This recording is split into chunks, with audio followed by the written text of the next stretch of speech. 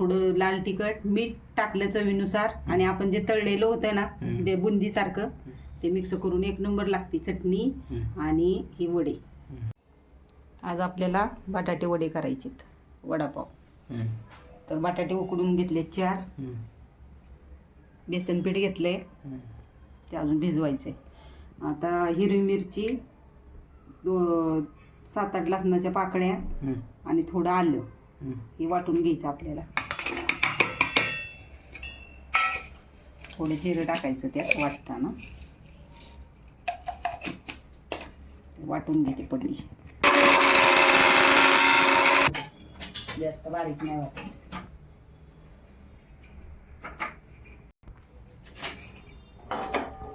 कढई ठेवली तापायला, तेल टाकायचं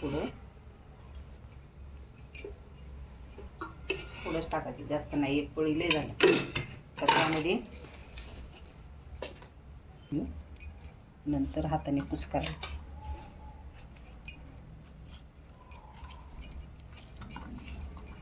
उकडून घेतलेत, सोडून घेतले.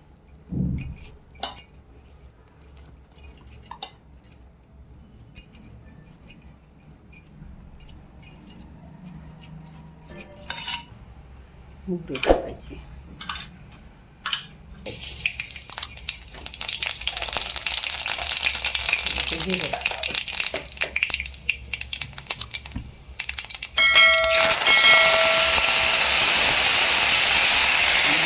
वाटून घेतलेलं परतून घ्यायचं त्याला, थोडं परतायचं.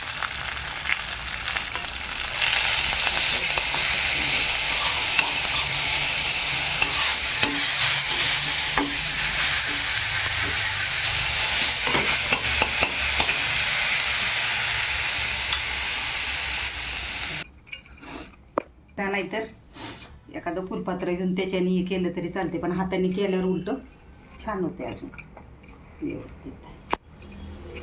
जरा थोडा बटाटा असा लागला पाहिजे म्हणून जरा थोडा मोठाच ठेवायचा. परतून घेतलं जरा थोडं तेलामध्ये, म्हणजे ते कच्चा पाना सगळा निघून गेला ना. आता चवीनुसार मीठ टाकायचं पाहिजे तसं.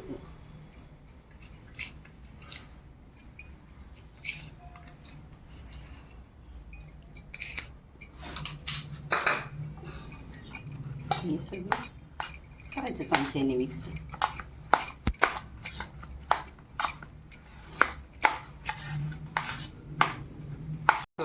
असं सगळं मिक्स करून घ्यायचं. झालं का मिक्स? मागाशी थोडीशी टाकली होती ना परतताना, कोथिंबीर टाकायची. सगळं आता मिक्स झालं. आता आपण बेसन पीठ हे करून घेऊ. थोडीशीच हळद टाकायची, थोडी हळद आणि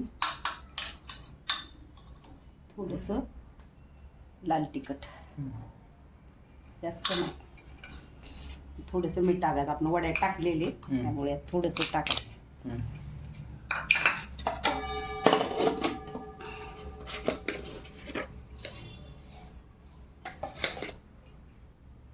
थोडासा वावा पण टाकायचा, शिंग पाणी टाकायचं, पाणी टाकायचं आणि मिक्स.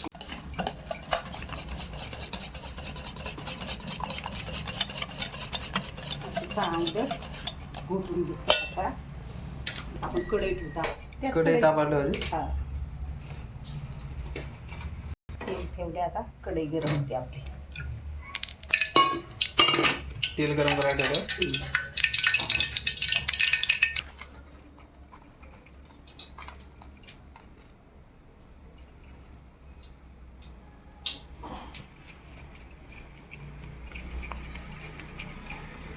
आता हे असे थापून घ्यायचे छान.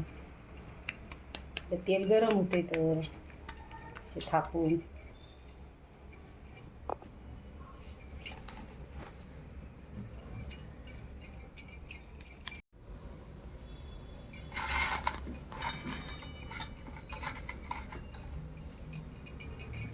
तापले चांगलं गरम झालं. आता हे असे वडे बुचकाळायची ह्यामध्ये आणि असे आल्ला सोडून द्यायचे. अजून एक फोडायचं.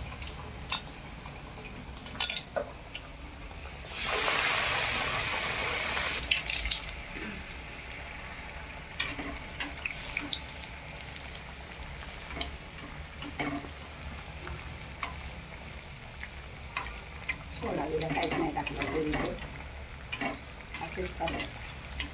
सोडा टाकायचाच नाही. त्याला त्याला टाकायचं असेल तर टाकतात पण आपण नाही. छान मग आता चांगलं सोडून घ्यायची.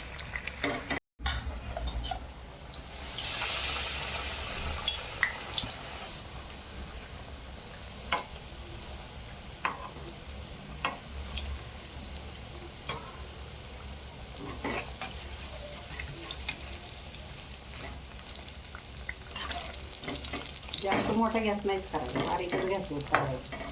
करपून लागत. बारीक गॅसवर तळलं व्यवस्थित होतं. बटाटा आतमधून बटाटा जास्त पाहिजे. वरून उगं नावाला बेसन पीठचं ते जास्त लावायचं नाही, नाही तर ते जाड जाड तेच लागतं.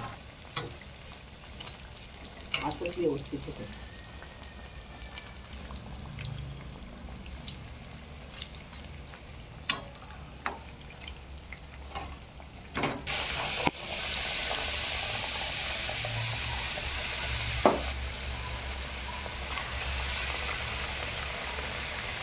आपले वडेपाव तयार झाले. वडे करून घेतले, चटणी केली त्याच्या संग खायला.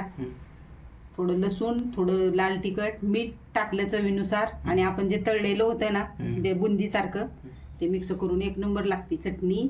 आणि ही वडेपाव खायचे लय भारी लागतात आणि मिरच्या थोड्या तळल्यात त्या संग खायला चवीनुसार.